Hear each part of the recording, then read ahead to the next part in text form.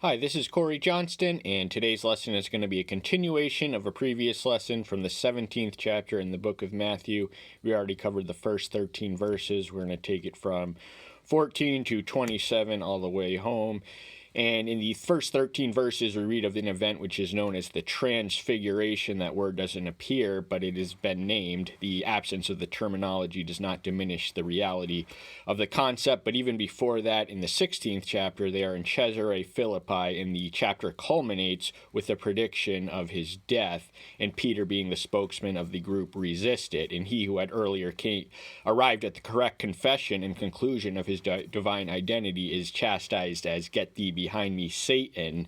So Peter's mindset was that of the world. He wanted the crown without the cross, the splendor without the suffering, but that was not the way it was meant to be, and that is not the way it is. 6 days later, Peter, James, and John, the three inner entourage, the elite of the 12, are together with Yahshua on the high mountain. Now, we don't know what mountain this was. There's two scholarly schools of thought. The 6-day distance rules out, but it's ultimately speculation, so we're just going to say it was a mountain. We don't know which one. And he was transformed before them, and his face shone like the sun, and his garments became as white as the light.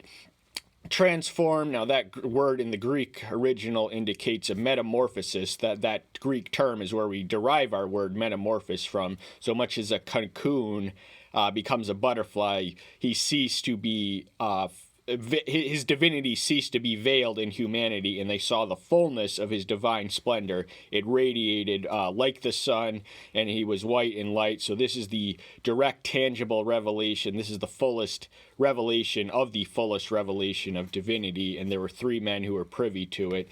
And see, Moses and Elijah appeared to them, talking with them. So there were talking with him. So there were three witnesses, and there were also three figures. For the three witnesses that saw the three people, this was Moses, representative of the law, and Elijah, the greatest prophet in Israel, would have been revered as such, even though Isaiah is the mightiest prophet, perhaps in the written word.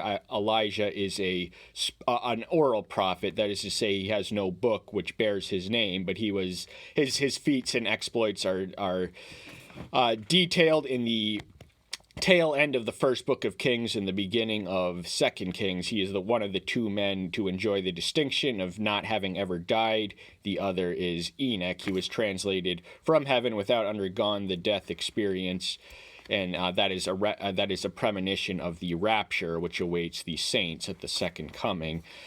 But Peter said, Peter being the spokesman, impulsive and compulsive, he says what's on his mind. He is courageous, but he is also careless, and he's caught up in the excitement of the moment, and he suggests that we make three booths, one for each one, for the Messiah, for the law, and the prophets, respectively represented by Yahshua, Moses, and Elijah. While he was still speaking, see, a bright cloud overshadowed them, and see, a voice came out from the cloud, saying, "This is my Son, the beloved, in whom I delight. Hear him." So before he can even finish his sentence, and while he is speaking, a bright cloud, so the radiance, the bright is probably an understatement. This would have been an extraordinarily bright cloud, and Yahweh often appears and manifests in the form of the cloud. This is how he led the Exodus generation, in the form of the cloud, and what he says is identical to what he says at his son's baptism. He expresses his approval, and he also adds, "Hear him." So, and when the disciples heard, they fell on their faces and were much afraid. Fear is a common, typical reaction to a theophanic manifestation. A theophanic manifestation is the theological term for the direct, tangible witness, be it in voice or appearance, of divinity. And fear, as soon as the qualitative chasm between humanity and divinity, which can instantly be assessed by a direct presence, it is a fearful experience. But Yahshua came near and touched them and said, "Rise, do not be afraid." Fear not is a frequent refrain that we witness in theophanic manifestations, because the prophets whom he appeared to, the patriarchs, they were all afraid. But then it frequently follows with the injunction, "Fear not." And so and having lifted up their eyes, they saw no one but Yahshua only. So we don't have an indication of the duration of how long Moses and Elijah talked with with him, but as soon as Peter makes his suggestion, as soon as Peter speaks, the scene is virtually over. The Father appears, and by the time they look up, he's the only one left. And as they were coming down from the mountain, Yahshua commanded them, saying, "Do not mention the vision to anyone until the Son of Man is raised from the dead." Raised from the dead, this is also a prediction of his death. It's also a prediction of his resurrection. He makes that much plain, raised again on the third day, in the 21st verse of the preceding chapter. But this was to be veiled for a witness, and then they could tell it, and is recorded in the Gospels. So we have their witness, even though they were commanded not to tell him. And they just had some questions concerning the nature of the return of Elijah. The Old Testament concludes that Elijah would have returned, Book of Malachi 4:6, set the hearts of the wayward children, the disobedient children, to obey their fathers and whatnot. But it is also, the scribes commented much on this. There was a lot of intertestamental Judaism which developed this thought, and it would have been alive and well in this drop. And he assures them that he's going to come and restore all. "But I say to you, Elijah has already come, and they did not recognize him, but did to him whatever they wanted. In this way the Son of Man is also about to suffer by them." Then the disciples understood that he had spoken to them about John the Baptist. So John the Baptist, he wasn't the literal reincarnation of Elijah, but he came in the power and the spirit of Elijah. This much is made plain in Luke 1:17, and he did much the same thing. He was a voice crying out in the wilderness. He was a prophet, and there had been 460 years between him and Malachi. So he was the likes of someone known and underseen, but Israel's abominable record of slaying and persecuting the prophets comes in him. And they not only slay the servants of Yahweh, they also slay his son. He predicts his death.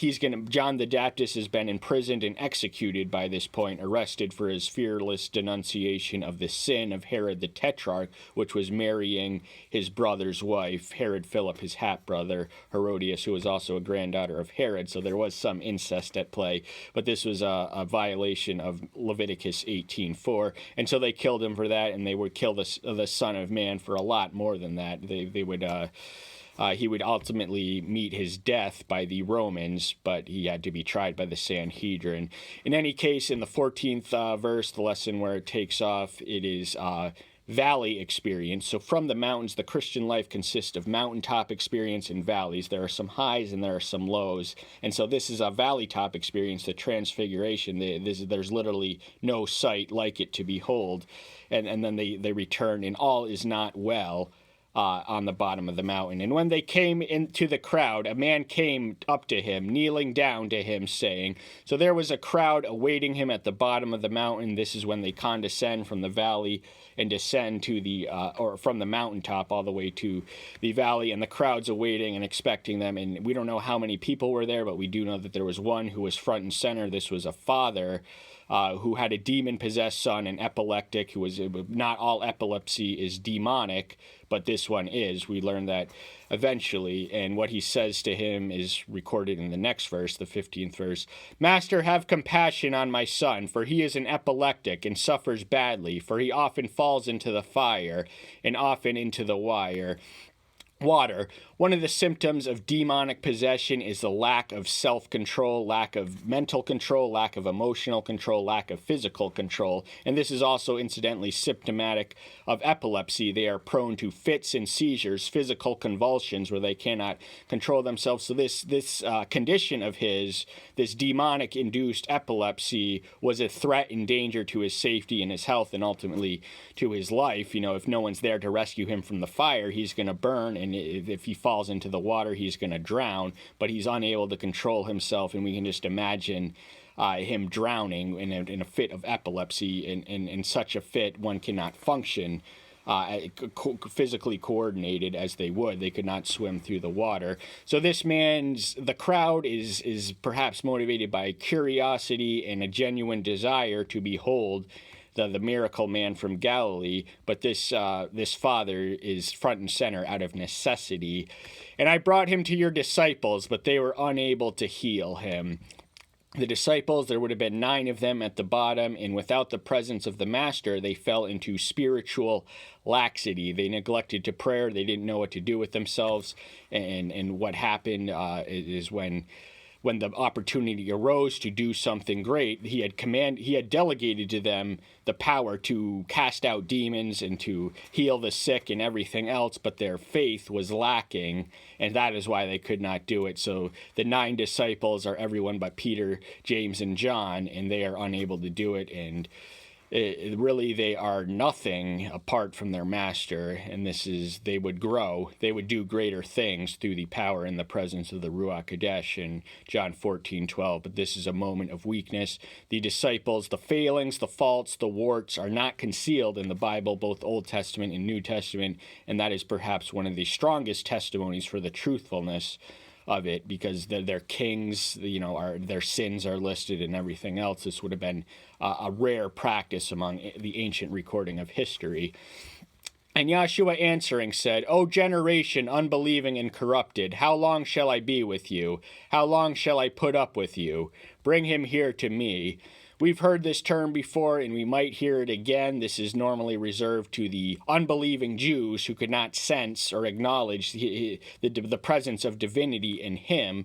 But this he directs at his disciples, his closest followers, the ones who knew who he was, the ones who had witnessed every miracle, heard every sermon, and they could not believe apart from him, that they were dependent, codependent on him to actually have the faith. So they had gone to the villages in the 10th chapter. They had been commissioned, and he delegated them the authority to cast out demons, to heal the sickness, to preach and proclaim the good news.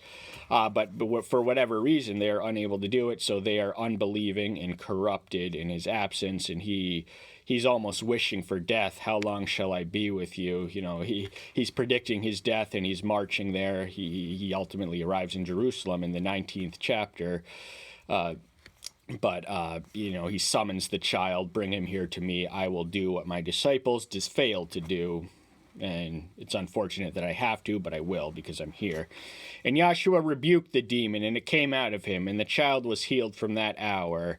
This epilepsy was demonic induced. Not all epileptics are demonic induced. And the other symptom of demonic possession is the loss of sanity and rationality and just your cognitive capacities go. But this particular demon induced an epilepsy, and there's only one, but one is sufficient to do it. But he just says the word. He rebukes the demons. The demons quake and tremble at his presence, and in his name they are powerless. They squirm. They go somewhere else. He casts them out. They go to a desert, and then they come back with a gang of 7. So in Luke's 11th chapter, but instantly and totally and thoroughly and completely was the child healed at the mere mention of the word from him. He verbally rebuked the demon, and there was power in his words, which is sufficient to overwhelm and dominate any demonic force or entity.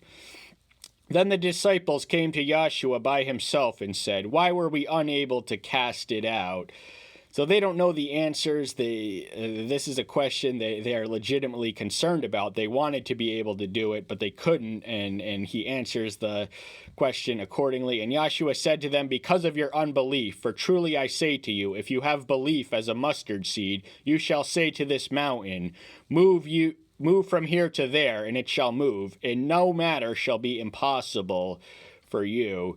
Faith is the key which unlocks and unleashes the power and potentiality of miracles. So where there is unfaith, no miracle can be performed. And in fact, in the 6th chapter of Mark, he's in his home village of Nazareth, and he is unable or unwilling, we're not exactly clear, to perform miracles because of the lack of faith there. So if we have faith, faith as a mustard seed is the smallest of plants. We read of the parable of the mustard seed, one of the 7 parables in the 13th chapter. Mustard seed is the tiniest of seeds, but from it spring a tree which covers sufficient ground. So a mustard tree can cover about 20 feet of shade. And so that is a metaphor. Now, I'm reluctant to endorse the slogan "fake it till you make it," but some people do go through the motions of prayer, and from that mustard seed, they do develop a genuine and sincere and authentic faith. But that's not my route. I wasn't always a believer, but that's not neither here nor there. Now, the mountain, the literal mountain, you can, but a miracle is never for the surprise, for the sake of surprise, trickery, or delight, or just showing off. So a miracle is always conducive to a divine purpose. It is implausible to imagine a scenario where it would be necessary or even appropriate for us to pick up a mountain and move. So the mountain can be interpreted literally. We don't want to impose any limitation on what we can or cannot do. If such a scenario did arise and our faith was sufficient, then we could pick up a mountain. But mountain can also be interpreted metaphorically as obstacles. There are mountains in our path. There are obstacles in our paths, but we are overcomers, and we strive and we war, and no matter shall be what is impossible with men is possible with Elohim. This much we read in the 19th the 19th chapter. Actually, it's the 21st chapter where he arrives in Jerusalem. I got Matthew and Luke mixed up earlier, but the rich young ruler in the 19th chapter is where he says that no thing shall be impossible, and Luke also says the same thing in 137 and 1827. In different context, this is the angel Gabriel assuring Mary that she will, in the first chapter of Luke, that she will bear the infant incarnation, and the 18th chapter is his version of what we read of in Matthew's 19th chapter, the rich young ruler. But this kind does not go out except through prayer and fasting. Fasting is a spiritual discipline which can sharpen our spiritual senses. That's when we deprive ourselves of physical food and we are attuned when our spirit. So fasting and prayer are not only closely connected, more than that, they are inseparable. If you are fasting without praying, then you are by definition doing something else. You're just starving yourself. So fasting can improve our spiritual stimuli, our spiritual capacities, our spiritual receptors. And prayer is the thing we should be doing all day, every day, throughout the day. Fastings are designated times. You don't have to fast twice a week as the Pharisees were doing, but it's a practice I recommend. Even if it's just skipping a meal, don't go beyond your capacities. If fasting is a foreign experience to you, start piecemeal, start slow, and then you will. And I personally have difficulty falling asleep on an empty stomach, so I never fast more than, I can't make it a whole day without fasting, but that's not necessarily necessary for me to break that point. And while they were staying in Galilee, Yahshua said to them, "The Son of Man is about to be delivered up to the hands of men." They're still in Galilee. They are marching towards Jerusalem, where he is going to meet his death. This is, and speaking of mountaintops and valleys experience, he is welcomed and proclaimed as the Messiah and the King, riding on a donkey in fulfillment of Zechariah's prophecy in the 19th chapter. By the 27th, he's expired on the cross. So that was a severe example of a mountain. But they're in Galilee, so this indicates a break or a pause. We're not exactly sure. From the scene earlier. Now, in the scene we just read, connected to the scene we covered in the preamble, the transfiguration, as soon as they came down to the mountain, here was this man, here was this exorcism, here was this question and answer exchange. But this is a definitively different scene, and he is predicting his death for the second time. He had done so earlier in 1621, and that is also after warning them that they should tell no one that he is the Messiah. He warns the disciples. The 12 of them were gathered in the 16th chapter, but the 3, he told them not to tell anyone, not even the other 9, until he was resurrected. And we have the story that has survived. And when they came to Capernaum, those who received the tax came to Peter and said, "Does your teacher not pay the tax?" Capernaum was the site and center of his ministerial operations. It was a prominent, if not capital, city in Galilee, and the tax would have been the temple tax. The Jews, any Jew over the age of 20 was commanded to pay a 2 drachma tax. This was the equivalent of 2 days' labor, so the tax was nothing exorbitant. The taxes in the ancient world were far less extreme than we in America have been visited since the progressive income tax, which is Marxist in origin. but he hasn't paid the tax yet, so they're trying to trap him. These are the ones who are the custodians and the guardians of the temple. They are the tax collectors there. This is to be distinguished from the publicans, who were despised because they collected tax for the Gentile Romans, the oppressor nation that was exploiting them of resources and bleeding them economically. But these men would have been more respected and less reviled. The publicans were the lowest of the lows. They were the pedophiles of their day. He said, yes, and when he came into the house of Joshua, spoke to him first, saying, what do you think, Simon? From whom do the kings of the earth take toll or tax? From their own sons or from these strangers? So he says, yes. So Peter is the one who is approached with the question, and then he brings them into the house, and Joshua already knows the controversy before it is even introduced to him. And he answers his question. There's no indication that the tax collectors or anything else said anything to him. He's addressing Peter specifically, and he asks a question. Now, taxes are paid by citizen subjects to the sovereignty which protects them. So the sons, you would not tax your son, but if the government is a paternalistic figure, but it's not our literal father. Peter said to him, from the strangers. Joshua said, then the sons are exempted. So Joshua is telling him that as a son, he is establishing first off his preeminence and predominance and superiority over the temple. He is greater than the temple, Matthew 12:6, but he says that he is not a son of the corrupt apostate Jewish nation and religion, but he does consent to pay the tax because he doesn't want to offend anyone, and he didn't want to hasten prematurely his death. So this is how he diffuses a controversy. This is a mountain in his path, the mountain that he removes. By just paying it, he is a faithful, law-abiding Jew.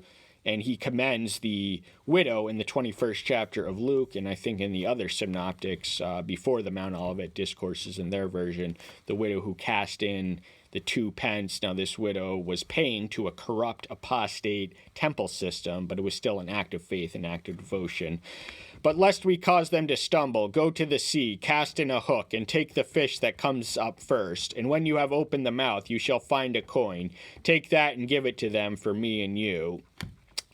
Stumbling, spiritually strong believers don't want to be a stumbling block to spiritually weaker believers. Paul comments much of this in his epistle to the Romans and a few other places. And Joshua, he was a stumbling block, but he didn't come. He wasn't directly a stumbling block. People struggled to accept his claims and accept his presence and accept his power, but he does not want them to stumble, because if they do, they're going to arrest him and trap him prematurely to the Father's plan, which is already in motion. He's marching to his certain death, which he predicted in the 16th and the 17th chapter in Jerusalem. And take the fish that comes up first. Peter was a fisherman. He was called to be a fisher of men in the 4th chapter, 19th verse. So he would have been familiar with the trade. He would have known how to reel it. He would have known how to catch it. And from the fish, miraculously appears the 4 drachma piece, which is sufficient to satisfy both his tax indebtedness and Peter's own. So he diffuses the situation by accommodating. He is not a rebel. He is not a lawbreaker. He could have come up with a million excuses. You do not belong to the temple. I am greater than the temple. The temple is corrupt and an alien and is a den of thieves and a house of worship that was supposed to be a house of worship. But he just diffuses the situation by saying them. And sometimes that's one of the things we have to do. And that's all the time we have for today. Thank you so much. I'm so glad you're here. Stay tuned until next time. I'll see you then. Bye-bye.